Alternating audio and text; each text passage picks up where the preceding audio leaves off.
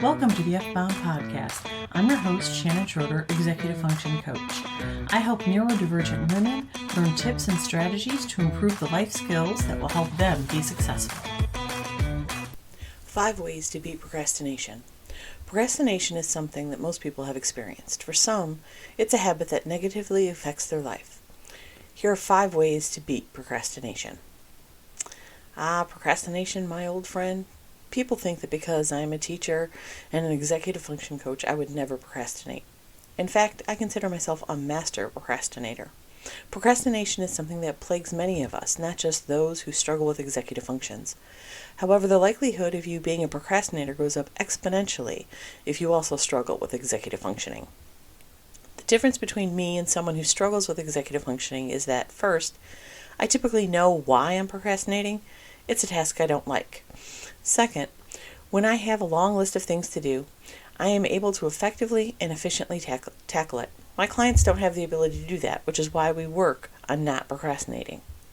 If you typically procrastinate and want to finish something on time, here are some tips that can help you. It may not be easy, but these tips will help you beat procrastination once and for all. Number 1, making the decision to overcome procrastination. One of the most important elements to beat procrastination is making a rational choice. Identifying your procrastination problem is the first step. Once you've admitted that procrastination is a problem for you, the next step is to create a goal. Your goal should be specific, attainable, and meaningful enough for you to make progress. Don't tell yourself you'll never procrastinate again. That's not realistic, nor is it specific, since you don't have a plan to not do it. Start smaller. Choose one specific thing you won't procrastinate on. Next, identify the triggers. The triggers of your procrastination can be emotions. If you're afraid of giving a presentation, you might be experiencing anxiety, resentment, or boredom.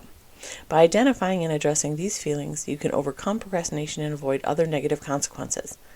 Understanding your triggers will help you combat them so you don't procrastinate. Develop some coping mechanisms for your negative feelings.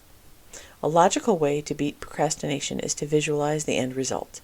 The goal of visualizing the end result is to motivate yourself, to try and envision a future self in which you've already achieved everything you want to do. This way, you'll be more likely to do it.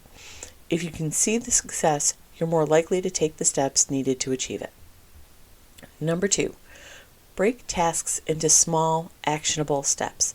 Big projects are overwhelming. If you don't have a place to start, it looks like one giant thing, but it rarely is. To avoid procrastination, break large tasks into smaller, manageable components. Breaking a task into multiple mini-tasks will make it more manageable and motivate you to finish it.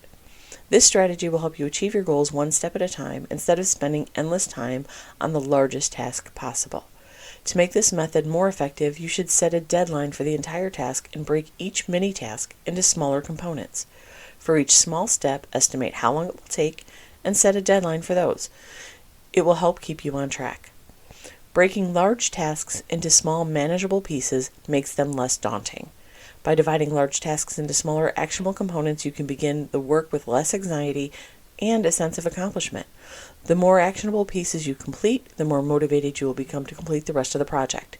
If you're struggling with procrastination, this strategy may be your best bet. When faced with large tasks, it can be easy to get overwhelmed and forget to complete them. However, even if the large task is overwhelming, a small step isn't. You can convince yourself to do a job that will only take 5 or 10 minutes. Once that is done, you will feel a sense of accomplishment. It's not the whole project, but it's a start. All of those little pieces will begin to add up. Simply by breaking projects into small, manageable steps, you can finish it in less time than you think. If you're like most people, this method will help you get things done. It's an effective way to stop procrastination. Side note. Often, the work you put off is laborious and repetitive, and putting off completion until a later date only increases your stress levels and reduces your energy level. If possible, try to remove as much of this type of work as you can. Delegate it to someone, hire someone, or find software or program to do it. Handing off some of these tasks will reduce your stress and overwhelm and allow you to focus on more productive things. Number 3, taking control of your mood. Taking control of your mood is a key component to beat procrastination. Once you understand what triggers procrastination, you can use different strategies to get yourself in the right mindset to tackle the job. One of the most common causes of procrastination is lack of motivation. When you're unable to get motivated, you put yourself in a vicious cycle that only makes things worse. First, you put off the task you're supposed to do. Then you feel bad that it's not done. But the guilt causes you to procrastinate more because how will you ever catch up? Which, of course, leads to more guilt and more procrastination, and the panic sets in, triggering a ton more stress. If you lack motivation, there are strategies you can do. One is breaking the task into smaller steps, as mentioned above. Even if it's something you hate to do, you can convince yourself to do it for 5 to 10 minutes. It's a short enough period of time that knowing it's okay to quit makes it doable. But often, once you start and see the progress, it's not so hard to keep going. Having an arsenal of motivation strategies is something you need to build over time. It would be wonderful if we could just do the thing, but for some, motivation is a key factor. If an emotion is triggering your procrastination, or other than lack of motivation, boredom, etc., you need to recognize what it is. When we recognize the emotions that cause us to procrastinate, we can take action to overcome them. Tracking your moods and emotion might be a way to figure out what is triggering the procrastination. If you're hungry, lonely, tired, or sad, focusing on a task you don't like will be even harder. Deal with the emotions so you can get back on track. Number 4, accepting that perfection isn't possible. Perfectionism is something that I see in many of my clients, and it can cause serious paralysis in their ability to get things done. The fear of judgment is a common source of procrastination. It causes stress because you're unable to do something perfectly. As a result, you freeze up because you're behind in getting things done and you won't finish on time. The shame associated with procrastination reinforces the vicious cycle. You freak out over worrying about not getting it right. Then you realize you wasted a bunch of time. Then you beat yourself up for wasting that time. Then the panic sets in because there's no way to get it right now, and round you go. The good news is that overcoming perfectionism is possible and easier than you might think. Or maybe not easy, but still possible with practice. Perfectionism is often the result of imposter syndrome, which causes feelings of self-doubt and fear of failure. Procrastination is the result of these feelings and results in wasted mental energy and time, but you can overcome these feelings and make positive changes in your life. Perfectionism can lead to paralysis if you allow it to. People who are perfectionists often avoid taking risks, which inhibits creativity and innovation. Despite these behaviors, many successful people are perfectionist procrastinators. By accepting that perfection isn't possible, you can embrace the joy and satisfaction of doing something you love.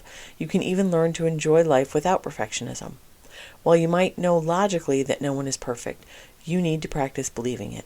You need to allow yourself to fail in small, low-stakes ways just to prove to yourself that it's not a big deal. Procrastination is often a result of a failure to reach an ideal level of quality. You have an image in your head of how something is supposed to be or to look. For example, let's say you're taking an art class and you have to draw a person. In your head, you have a vision of what that drawing should look like, but no matter what you do, your paper never quite matches what's in your head. You convince yourself that because it doesn't match, it's bad. But that's not necessarily true. What you come up with might be even better than what you imagine if you give yourself the chance. But perfectionists rarely do. To beat perfectionism, and therefore the procrastination it causes, you need to practice failing. This is the hard part.